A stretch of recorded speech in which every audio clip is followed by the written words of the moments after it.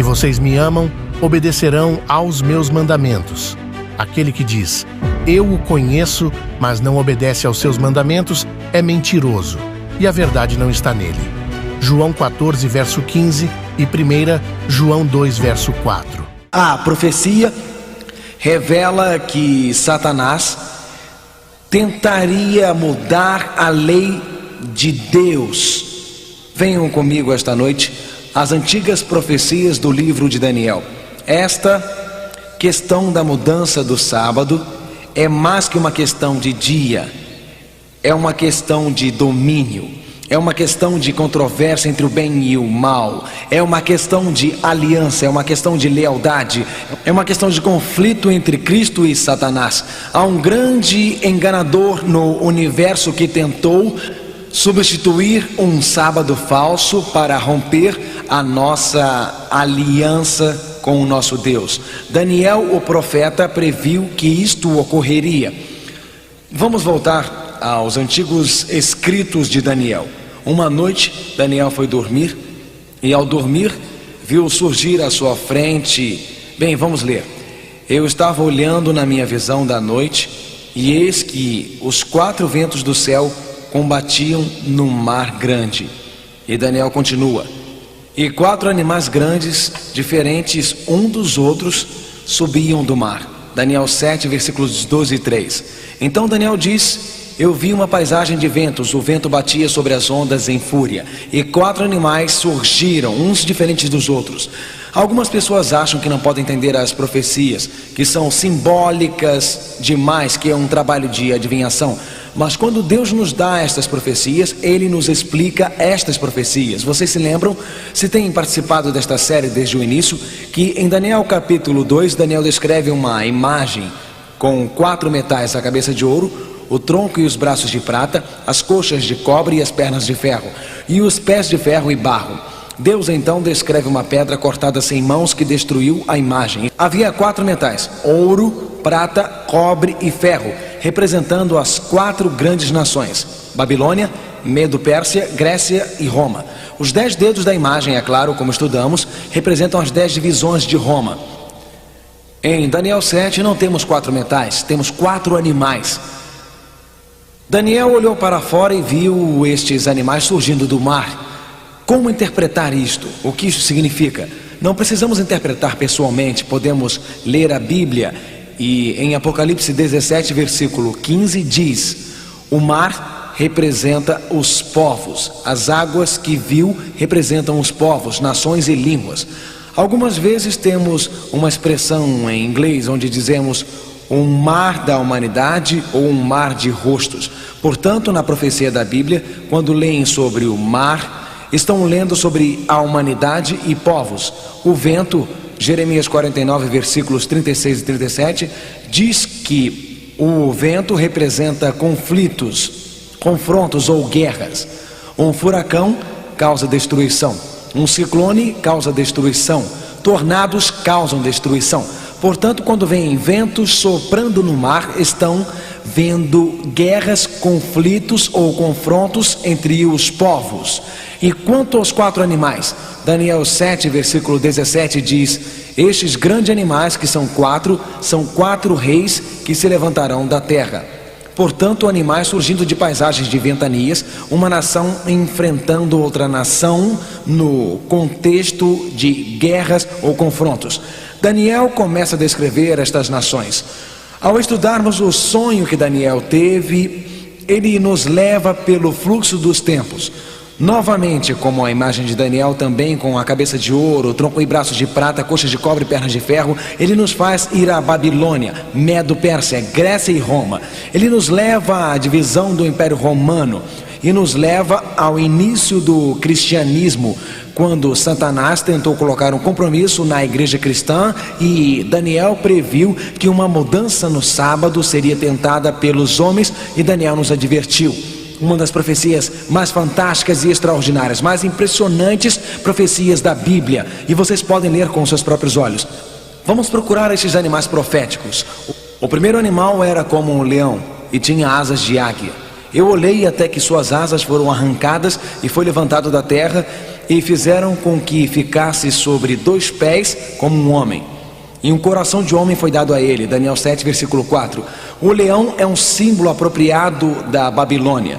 Na verdade, se observar as ruínas antigas da Babilônia e as descobertas arqueológicas, vocês notarão que um leão com asas de águia era um símbolo bastante comum na Babilônia.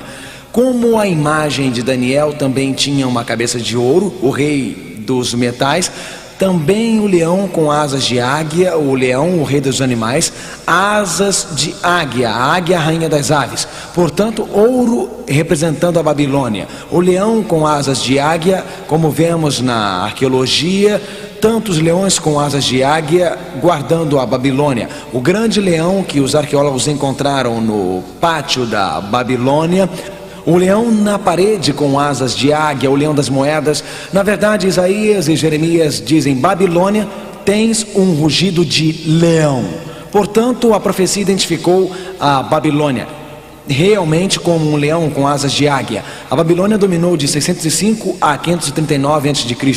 Algumas vezes hoje não denominamos nações com nomes de animais. Temos estes símbolos hoje, não temos? Falamos de vários símbolos de animais que representam nações. Nos Estados Unidos da América, algumas vezes fazemos isso com nossos partidos políticos. Quando pensam num elefante, em que partido pensam? Claro que é o Partido Republicano. E pensam em partidos políticos que algumas vezes são simbolizados por diferentes animais. Isso acontecia nos dias da Babilônia também. O leão com asas de águia representa a Babilônia. Porém, a Bíblia continua. Começa então a descrever o segundo animal que surgiria, um urso com 3 costelas na sua boca. Diz que depois da Babilônia, o primeiro animal surgiria um segundo reino, uma segunda nação. Daniel 7, versículo 5.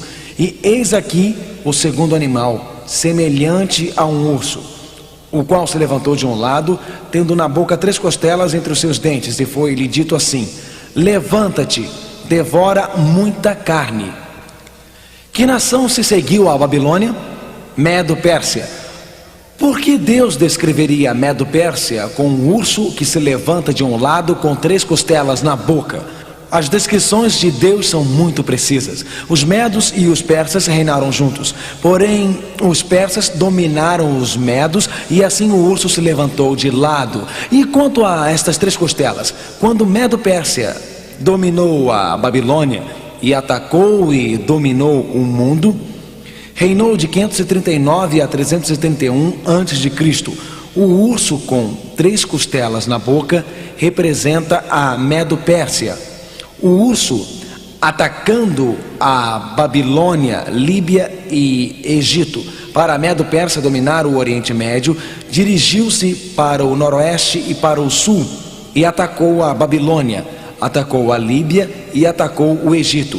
Que imagem precisa! O urso se levanta de um lado, os persas dominam os medos, as 3 costelas, Babilônia, Líbia e Egito.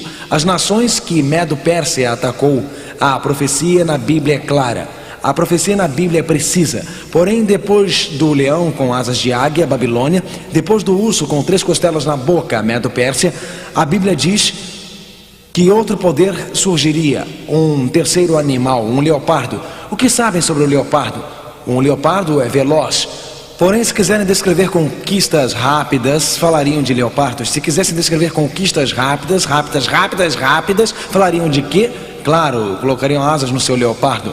Daniel 7, versículo 6. Depois disso eu continuei olhando, e eis aqui outro semelhante a um leopardo, e tinha 4 asas de ave nas suas costas. Tinha também esse animal 4 cabeças, e foi-lhe dado o domínio. Que nação conquistou Medo-Pérsia? Qual a nação? Grécia. São bons alunos, estão realmente corretos. E quem era o grande general? Quem era? Alexandre o Grande. O que sabemos sobre Alexandre? Ele conquistou o mundo rapidamente. Ele conquistou o mundo velozmente.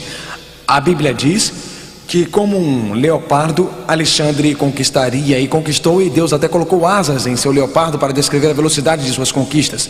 E quanto às 4 cabeças do leopardo, Alexandre morreu aos 33 anos de idade. Seus 4 generais, Cassandra, Licímicas, Talome e Salucas, assumiram, e em vez de lutarem uns contra os outros, dividiram o império. Realmente a profecia na Bíblia é muito clara, é tão simples. Os animais, o leão, o urso, o leopardo, Babilônia, Medo, Pérsia, Grécia, Roma. Conquista rápida, o leopardo, 4 divisões, as 4 cabeças do leopardo, como ouro, prata, cobre, Babilônia, Medo, Pérsia, Grécia. Assim como 3 metais correspondem, assim os 3 animais correspondem a Grécia dominou de 331 a 168 a.C. Porém, após a queda da Grécia, a Bíblia descreve outro poder que nasceria. Diz depois disto: eu continuava olhando nas visões da noite, e eis aqui um 4º animal terrível e espantoso, e muito forte, o qual tinha dentes grandes de ferro. Ele devorava e fazia em pedaços e pisava aos pés o que sobejava. E a Bíblia continua: era diferente de todos os animais que apareceram antes dele, e tinha 10 pontas. E lembrem-se, na imagem de Daniel 2, ouro, Babilônia, prata, Medo-Pérsia, cobre, as coxas de bronze, Grécia, pernas de ferro com 10 dedos. Em Daniel capítulo 7, o leão com asas de águia, Babilônia, o urso com 3 costelas, Medo-Pérsia, o leopardo com 4 cabeças e asas, Grécia, e um 4º animal que surge não com pernas de ferro, mas com dentes de ferro e garras de ferro e 10 pontas. As pernas de ferro têm 10 dedos, o animal com dentes de ferro, ou o animal de dentes de ferro, bom, não importa, o animal dos dentes de ferro. Alguém vai me corrigir depois, não se preocupe. Bom, o animal com dentes de ferro tinha 10 pontas. Babilônia, Medo, Pérsia, Grécia e Roma, descritas sucessivamente, uma após a outra. Mas é aqui que a profecia se torna tão fascinante. Roma dominou de 168 a 476 depois de Cristo. E depois, é claro, quando o Império Romano desmoronou, pernas de ferro, 10 dedos, animal de dentes de ferro com garras de ferro, com 10 pontas. E quanto às 10 pontas daquele mesmo reino se levantarão 10 reis. Daniel 7, versículo 24 diz isso.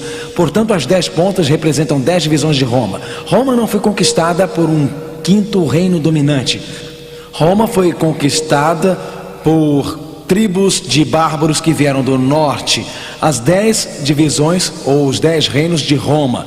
E Roma seria dividida entre 351 DC e 476 DC. E a Bíblia diz que Roma permaneceria dividida até a segunda vinda de Cristo. Portanto, as tribos de bárbaros desceram do norte. Os alamanes estabeleceram-se na área que hoje conhecemos como Alemanha. Os burgundinos estabeleceram-se na área que hoje conhecemos como Suíça. Os francos na França. Os lombardos, os italianos, os saxões, os ingleses, os suevi, os portugueses, os visigodos, os espanhóis. No entanto, 3 destas tribos, e não se esqueçam disto, ficará cada vez mais fascinante. Os herules, os vândalos e os ostrogodos estão agora extintos, foram arrancados pela raiz. A Europa moderna, como vemos hoje, são os remanescentes destas tribos bárbaras que dividiram a antiga Europa. Na verdade, todos os países da Europa de hoje, como estamos vendo, podem rastrear sua origem, suas raízes nas profecias de Daniel. 4 animais, o leão da Babilônia, o urso, Medo-Pérsia, o leopardo, Grécia, o animal descrito como um dragão, Roma, as 10 pontas, as divisões do Império Romano. Agora estamos nos primeiros séculos e Roma, a Roma pagã, dominava durante a época de Cristo. Era por um decreto de César que levou a família sagrada de Nazaré para Belém, que o mundo todo conhece. Pilatos, o governador romano que julgou Cristo, soldados romanos pregaram Jesus Cristo na cruz e soldados romanos guardaram seu túmulo. Os romanos dominaram de 168 AC a cerca de 351 DC, mas naqueles primeiros séculos o império se desmoronou, os 10 dedos e as 10 pontas. Mas a Bíblia diz que ao Daniel observar em suas visões da noite esses primeiros séculos, ao ver o início da cristandade, diz Daniel 7, versículo 8, estando eu considerando as pontas, eis que entre elas subiu outra ponta pequena, diante da qual 3 das pontas primeiras foram arrancadas. Daniel disse: eu olhava as pontas, olhava a divisão de Roma, olhava o Império Romano, estudava Roma, e surgiu entre as 10 pontas nos primeiros séculos um pequeno poder de ponta. Agora observem este pequeno poder de ponta. A Bíblia descreve o que aconteceria: e eis que nesta ponta havia olhos, como olhos de homem. Uma ponta é um símbolo de poder. As 10 pontas eram símbolos de poder político. Porém, nesta pequena ponta, nesta nova ponta, surgindo na Europa de Roma, após a divisão do Império Romano nos primeiros séculos, a Bíblia diz: com olhos como os olhos de um homem, e uma boca que falava grandiosamente. Daniel 7, versículo 8. O que significam olhos como olhos de homem? Na profecia da Bíblia, um profeta é algumas vezes chamado de o quê? Alguém sabe o que é? Um vidente. Por que um profeta é chamado de vidente? Porque um profeta vê o futuro com olhos de Deus. Portanto, na Bíblia, olhos são símbolos de sabedoria. O profeta tem olhos de Deus, ou visões de Deus, pode ver o futuro e, portanto, o profeta fala com sabedoria divina.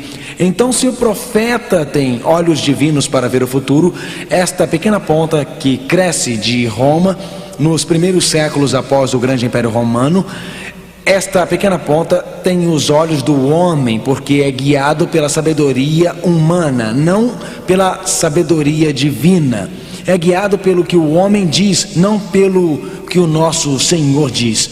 E diz: dele surgirá outro depois dele, ou seja, após os 10. Portanto, este poder surge entre os 10 na Europa Ocidental, em Roma. Surge após o desmembramento do Império Romano, porque diz dele: portanto, em certo momento, nos primeiros séculos, será diferente dos primeiros.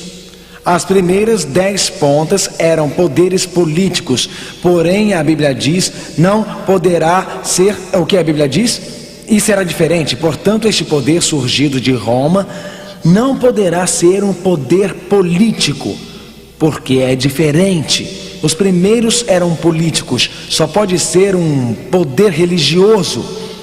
O Império Romano está se desmembrando e um poder religioso surgiria de Roma.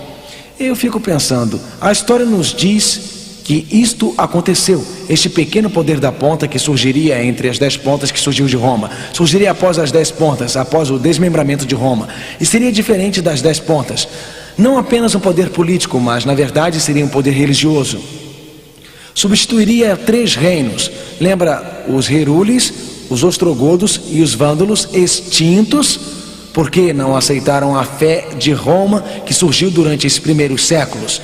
E teria olhos como os do homem. Substituiria a tradição humana, substituiria os mandamentos do homem pela sabedoria de Deus. Qual é este poder? Que poder surgiu nestes primeiros séculos? Vamos ver o que os historiadores nos dizem, o que a história nos revela. Esta noite queremos rever a história. Lemos a Bíblia, lemos as profecias, queremos que a história nos diga o que estava acontecendo enquanto Roma se desmembrava. O que aconteceu quando as tribos bárbaras chegaram a Roma. Vamos deixar que a história nos dê a resposta. E eu cito: das ruínas do Império Romano, gradualmente surgiu uma nova ordem de estados, cujo ponto central era a sede papal. Portanto, quando o Império Romano desmoronou, a igreja medieval, a igreja romana, ganhou força e o poder, o que diz? Portanto, inevitavelmente, resultou uma posição não apenas nova, mas bastante diferente. Lembra que a Bíblia diz que um pequeno poder da ponta seria, qual era a palavra? Diverso ou o quê? Diferente. Aqui na igreja ou igrejas, a história monumental do cristianismo páginas 43 e 44, e diz que a igreja romana cresceria do Estado romano e que seria bem diferente da anterior. Mas o que a Bíblia tem a dizer sobre este pequeno poder da ponta? Este poder religioso e político surgindo de Roma. O que a Bíblia diz que tentaria fazer? Ele proferirá palavras contra o Altíssimo e destruirá os santos do Altíssimo e cuidará em mudar os tempos e a lei. Este poder tentaria mudar todas as leis do nosso Senhor. Esse poder tentaria ou pensaria que tinha autoridade de mudar as leis de Deus. A Bíblia diz que os santos ou o povo de Deus, eles serão entregues na sua mão por um tempo, e tempos a metade de um tempo. Daniel 7, versículo 25. E assim, durante a Idade Média, a igreja medieval traria ensinamentos substitutos para a igreja. Muitas centenas de milhares aceitaram o falso no lugar do genuíno. Daniel 7, versículo 25, leiam comigo, por favor. E cuidará em mudar os tempos e a lei. Só existe um mandamento que tem a ver com o tempo, e é um mandamento do sábado. Ele mudaria os tempos na lei, mudaria os tempos e a lei. Eu fico pensando, como isto aconteceu? Como isto aconteceu? Poderia Satanás ter tentado introduzir um ensinamento falso na igreja? Poderia Satanás ter introduzido um sábado substituto há tantos séculos atrás? Poderíamos estar observando uma tradição semelhante àquela guardada na época do czar, na antiga Rússia? Eu fico pensando, como isto aconteceu? O apóstolo Paulo estava muito preocupado, e o apóstolo Paulo nos avisou sobre o afastamento da verdade. O apóstolo Paulo nos avisou sobre a substituição do falso pela verdade. Ouçam o que Paulo disse. Ele disse: olhai, pois, por vós e por todo o rebanho sobre o que o Espírito Santo vos constituiu bispos, para apacentardes a igreja de Deus, que ele resgatou com seu próprio sangue. E Paulo disse: ouçam, porque surgirá entre vocês, entre seu rebanho haverá perseguição cruel. A Bíblia diz que lobos cruéis surgirão entre vocês e não perdoarão ao rebanho. Isto aconteceu, a igreja cristã foi perseguida, não foram queimados na fogueira, não foram lançados aos leões, o sangue dos cristãos não foi derramado. Porém, quando Satanás viu que não poderia destruir a igreja pela perseguição, Paulo disse: não estou só preocupado com os lobos cruéis, não estou só preocupado com a perseguição externa, pois estas são as palavras do apóstolo. Estas são as palavras de Paulo para os primeiros líderes cristãos. Ele disse que dentre nós mesmos, Paulo reuniu os líderes cristãos e disse: entre vocês mesmos, dentro da igreja cristã, ele disse, dentre vós mesmos se levantarão homens que falarão o quê? Coisas perversas. O que significa perversa?